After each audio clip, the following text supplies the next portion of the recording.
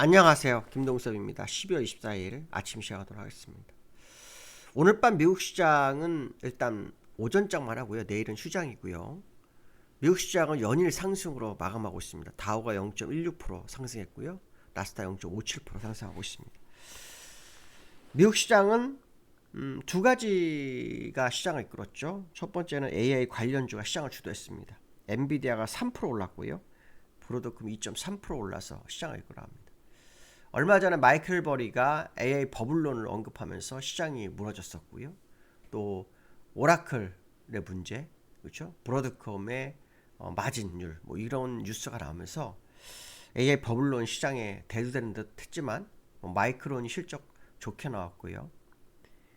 엔비디아가 또 H200을 중국에 수출할 수 있는 상무부 허가 이런 내용, 이런 것들이 다시 AI 관련주를 시장을 주도하는 그런 상황이 됐습니다. 그런데 항상 악재는요, 한번 나타나서 시장을 뒤흔들고 마무리되질 않습니다. 악재는 수면 밑에서 확인을 하는 시간이 항상 걸립니다. 그래서 빙산의 일각이라는 표현을 많이 쓰죠. 왜냐면 악재가 수면으로 살짝 왔다가 밑에 숨어있다가 완전히 올라오면 문제가 되는 그런 상황이 되는데요.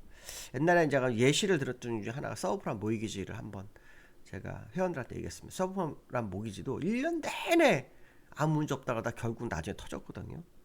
AI 버블론도 마찬가지일 거라는 거죠. 지금은 버블론에 대한 얘기가 나왔을 뿐이지 확인되는 것은 많지 않죠. 그래서 브로드컴이 BAI 매출 대비로 AI 매출이 마진이 적다 이런 얘기를 했지만 다른 기업에서는 어떨지 또 더 봐야 되는 거고요. 또 칩을 가져가가지고 칩을 소비하는 기업들도 칩 수명주기가 마이클 버리 2, 3년 얘기했는데 그거 실질적으로 말하면 2, 3년 안 왔잖아요. 그렇죠? 기껏 해봐야 이제 1년 안짝이잖아요. 그러니까 조금 더 확인하는 시간이 필요한 건 맞죠. 그렇기 때문에 사실은 AI 버블론이 시장에서 완전히 확인되는 어느 정도의 시간, 그게 필요한 상황이고요. 그 사이에서는 계속 AI 버블론도 계속 나오고 또 AI가 시장을 주도하는 상황이 계속 연출될 수밖에 없는 것은 사실일 거다 이렇게 해석을 한다면 지금은 AI로 인한 시장 주도가 맞는 거고요. 거기에 대한 악재가 정말 수면에서 완전히 빙산의 일각의 그 모습이 완전히 드러나는 상황, 이런 상황이 나올 때까지는 계속 AI는 시장을 주도할 수 있는 상황이 아닐까 이런 해석을 해봐야 될 것 같고요. 두 번째로는 GDP 성장률이 발표가 됐는데요. 4.3%가 나왔어요. 2분기 때 3.8% 나왔고 3분기 때 4.3이 나왔어요. 근데 시장 예상치가 3.2였어요. 그러니까 2분기보다 0.6 정도 줄어들었을 거다라는 생각을 했던 시장의 모습이 다른 모습이 나타난 거죠. 그로 인해서 시장을 또 환호합니다. 근데 사실 얼마 전부터요, 지표가 뭔가 안 맞습니다. 뭐냐면 굉장히 좋게 나와요. 그래서 지난번에도 인플레이션도 상당히 좋게 나왔잖아요. 그래서 둔화된 걸로. 그래서 그것도 여러 가지 임대료 문제 이런 거 산정 안 했다 막 해가지고 계속 얘기 나오는데 이것도 또 그런 문제가 있나라는 생각을 한번 오늘 밤 확인해 봐야 될 것 같고요. 소비자 지지율 증거도 또 증가했다 이런 얘기를 합니다. 이제 내년에까지 금리 인하가 이제 두 번 있잖아요. 두 번 정도 예상을 하고 있잖아요. 확률이 69% 정도 되는데 트럼프가 이런 발언을 합니다. 이제 금리 인하 갑자기 말씀드린 것은 트럼프가 금리 시장이 좋을 때, 그러니까 경기가 좋을 때 금리 인하를 해서 시장을 더 끌어올려야지 경기가 나쁠 때 금리 인하는 건 아니다 이런 식으로 얘기를 하거든요. 근데 이걸 가만히 생각하면 맞을 수도 있고 틀릴 수도 있어요. 근데 연준은 항상 이런 식이에요. 연준의 스탠스는 공격이 아니라 방어고요. 트럼프는 공격인 것 같아요. 그러니까 이 차이점이 시장에서 트럼프와 연준과에서 싸우는 과정입니다. 연준은 뭐냐면 경기가 좋을 때는 카드를 잘 모아놨다가 경기가 나쁠 때는 카드를 풀어서 경기를 다시 살리는, 그래서 시장의 경기가 계속 유지되는 이 상황을 연준은 원하는 것 같고요. 트럼프는 경기가 좋을 때 돈을 더 풀어서 경기를 더 활성화해야 한다는 생각을 하고, 그럼 경기가 나쁠 때 어떻게 할까? 이게 좀 의문이거든요. 경기가 나쁠 때는 그러면 뭘로 경기를 방어를 할까? 이 생각이 좀 들긴 하는데 트럼프는 그런 언급을 오늘 하더라고요. 그렇기 때문에 지금 경기가 좋을 때 금리를 해야 되고 그러한 어떤 자기 의견과 맞는 사람이 연준 의장이 되어야 한다 이렇게 얘기를 하거든요. 맞는지 안 맞는지 잘 모르겠어요. 얼핏 들으면 경기가 좋을 때 금리 인하를 해서 더욱 시장을 활성화시킨다 이게 나쁜 건 아니거든요. 그럼 반대로 만약에 경기가 침체가 되면 그건 뭘로 막을 건가? 막을 방법이 없고요. 그때 돈을 더 풀어야 될까요? 뭐 다른 수단이 있다 그러면 그거는 한번 해볼 만할 것 같습니다. 근데 실제로 연준도 양적 완화가 전부잖아요. 양적 완화가 사실 벤 버네키가 자기가 그 학문적으로 써놨던 거를 현실로 도입한 거였거든요. 근데 그게 먹혔습니다. 근데 그것도 연준이 해본 처음 사례예요. 새로운 사례가 없어요. 예를 들어서 경기가 나빴을 때, 그는 경기랑 돈을 풀어서 된다 그러지만, 경기가 나빠졌을 때, 돈을 다 풀어놓는데 경기가 나빠지는. 아마 트럼프는 그러겠지. 돈을 풀어놓는데 경기가 왜 나빠져? 그건 모르는 거거든요. 경기가 돈을 풀어도 경기가 나빠질 수 있거든요. 그때는 뭘로 막을 거냐는 거죠. 그게 이제 저는 의문점인데, 어쨌든 트럼프가 그런 발언을 하고 있어요. 그래서 내년에 금리 인하가 2번이지만, 만약에 연준 의장이 트럼프 의견과 같은 사람이라면 2번이 아니라 정말 많이 내릴 수도 있다는 생각을 하거든요.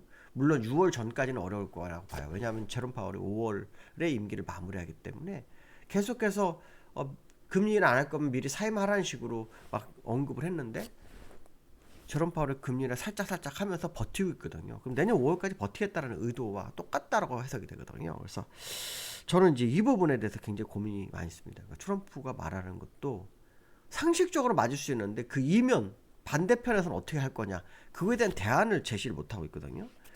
근데 연준은 오를 때는 경기가 좋을 때는 안 좋을 때를 대비하고 경기가 나쁠 때는 안 좋을 때 대비한 걸 쓰고 뭐 이런 식인데 트럼프는 그냥 좋을 때 좋아야 되고 나쁠 때는 어떻게 되냐 그건 없더라고요. 그래서 그거에 대한 부분을 한번 확인해 볼 필요성이 있겠다 이렇게 보시면 될 것 같고 나스닥과 다우의 흐름을 보시면 다우 차트는 다우는 0.3% 정도 올라서 이전 고점을 향해서 움직이는 그런 성향의 모습을 보이고 있고요. 나스닥은 또 역시 상당히 좋은 흐름을 보이고 있죠. 특히 5일선과 21선이 데드가 나다가 다시 올라오고 있고요. 60일선과 21선 데드가 나다가 살아났고요. 그러면서 올라오는 그런 흐름이 보이는데 이제 이전 고점을 돌파를 어떤 식으로 하는지 한번 확인해 볼 필요성이 있고요. 그 엔비디아가 정말 그 H200을 중국에 수출하는 게 그렇게 효과가 있을까에 대한 의문점이 저는 있거든요. 근데 이거를 가지고 지금 주가를 3일 연속으로 올리거든요. 오늘도 3% 올랐죠. 이틀 전에도 4% 올랐어요. 그래서 지난번 주가 하락본을 지금 회복시키고 있는데 많이 회복을 못 시켰어요. 그렇지만 그래도 절반 정도까지 올라왔잖아요. 근데 H200을 판매하고 판매 금액의 수익금이 아니라 판매 금액의 20%거든요. 이거를 하는데도 이게 효과가 있는지 잘 모르겠습니다. 어쨌든 뭐 마진이 얼마나 남길래 그렇게까지 해도 상관이 없을까? 아니면 중국 시장을 놓치기 위한 뭐 전략인 건지, 아니면 중국 시장에 무슨 이득이 있을까요? 라는 생각도 많이 드는데 판매액이 20%면은 마진은 거의 없는 마진이 있을라나요? 잘 모르겠습니다. 왜냐하면 블랙의 가격이 엄청나잖아요. 가격이 엄청나요. 칩 하나가 어마어마하기 때문에 뭐 그거는 우리가 다 알 수 없지만 어쨌든 이런 부분이 있다 이렇게 보시면 될 것 같고 어저께 국내장의 삼성전자의 힘이 좀 있었죠. 어저께 삼성전자가 1.8%가 0.9%로 끝났는데 어저께 신고가를 쳤어요. 이게 의미가 있죠. 삼성전자가 신고가를 쳤습니다. 11만 2,500원까지. 근데 제가 지난번에 아마 삼성전자 5만 원대에서 아침 시간에 계속 얘기를 해드렸어요. 이거 96,800 간다.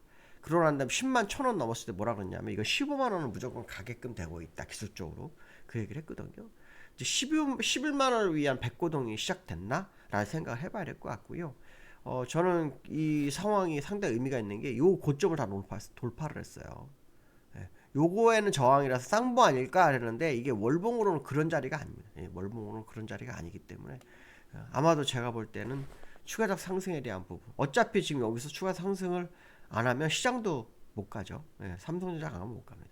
삼성전자 하이닉스가 다시 오르려는 그런 모습 특히 엔비디아가 신고가가 아닌 저점에서 올라올 때 삼성전자 신고가를 치고 있는 게 상당히 의미가 있고요. 또 삼성전자는 엔비디아의 젠스랑 때문에 한 1년 동안 죽 썼잖아요.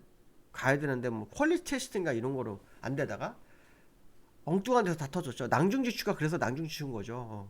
주머니에 송곳은 결국 뚫고 나오는 거거든요. 결국 낭중지수에 삼성전자가 브로드컴 들고, 그쵸? 또 테슬라 뚫고, 또 빅테크 기업들에서 그 AI 칩을 DDR로 하게끔 유도하고, 뭐 이렇게 해서 하면서 결국 HBM4를 양산을 들어가고 이런 상황이 돼버렸어요. 그러니까 저는 젠스랑이 왜 삼성전자를 1년을 늦추게 했는지는 그게 이해가 안 되거든요. 파운드리 뭐 이런 시장에서 TSMC한테 밀어주고 의도적으로 삼성전자를 뒤처지게 하려고 했는지 모르겠어요. 왜냐면 삼성전자도 공룡이잖아요. 보세요. 칩 생산, 반도체 생산하죠. 가전 생산하죠. 핸드폰 만들죠. 전 세계에서 세 개를 다 갖고는 없습니다. 애플도 핸드폰밖에 안 하죠. 그렇죠? 엔비디아 칩밖에 안 합니다. 근데 가전도가 세 개 다 가지고 있어요. 삼성전자가 더 안 가는 게 그게 이상한 거예요.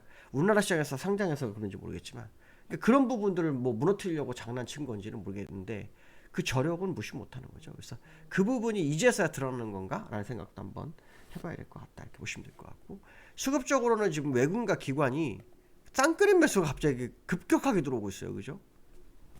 산타랠리를 기대하게 하는 건가라는 생각.